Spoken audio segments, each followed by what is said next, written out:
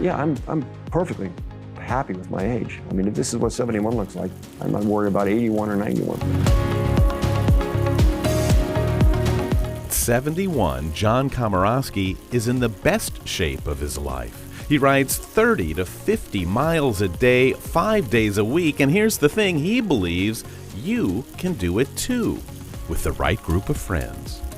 The trick is, when you have a group that expects you to be there, and as a member, and you might be a leader for them, they expect you to be there. It's just like a personal trainer. You could do all those things a personal trainer tells you to do, but the fact that another person's telling you to do them, or you're relying on another person, or you're gonna have to show up to be there at that appointment with that other person, that's what motivates you, because you think, I don't wanna have to make up an excuse not to be there. He says since moving to his retirement community, he's never been more active or felt more alive.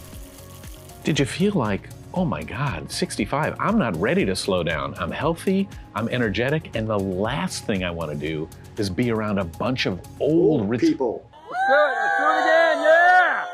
People, they think, when they come to the villages and see my situation, people think I'm going to go down there and see those old people, and they envision, their mind's eye very clear, walkers and oxygen. Drawing a little tank behind them, and maybe it's hooked to their walker as they shuffle through the town square. Instead, they see this. It's the energy from being together that not only pulls them along on the ride, but also through life. But mostly, your social stuff becomes much more powerful, and you realize that's where the joy of your life comes from. You're finding your tribe, you're with your people, you're just doing fun stuff.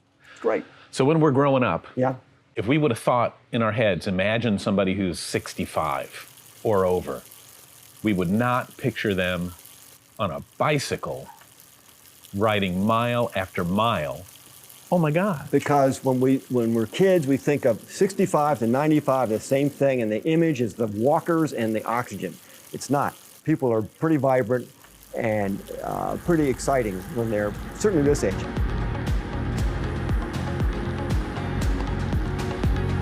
People frequently say, "You're 71?" And they, "Yeah, I'm 71." It's like, here's the trick. I lost my hair when I was in my 20s, so that wasn't a thing. I'm not trying to look younger. I'm fine with my age. When people find out I'm 71, it's like, great. So see, I know I've got another 20, 30 years left.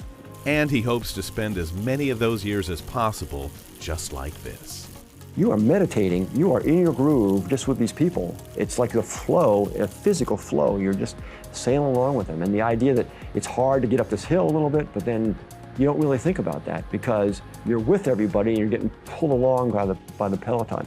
It's almost a mystical, kind of a meditative type state. I meditate twice a day in the traditional way where you sit quietly and do the mantra thing. This is something where you're moving and you're just sailing and your thoughts are kind of just taken in the flow, and that's when, I've said this before, but I'm smiling because it's so beautiful, and then sometimes smiling's not enough, and I'll just start laughing because it is so nice to be doing this with your friends in this beautiful area, getting great exercise, sailing along under your own power. It's really blissful. I used to hear these people, these older people, they'd say, "Oh yeah, life begins at 65. Our golden years, they're the best." And I would look at them like, are you out of your mind? How could you possibly believe that? You're old, you're decrepit, you're falling apart. You think things that are fun that nobody at our age would ever think is fun. Come on, how could you possibly believe that? They were right. It is, it's the best. This is cool.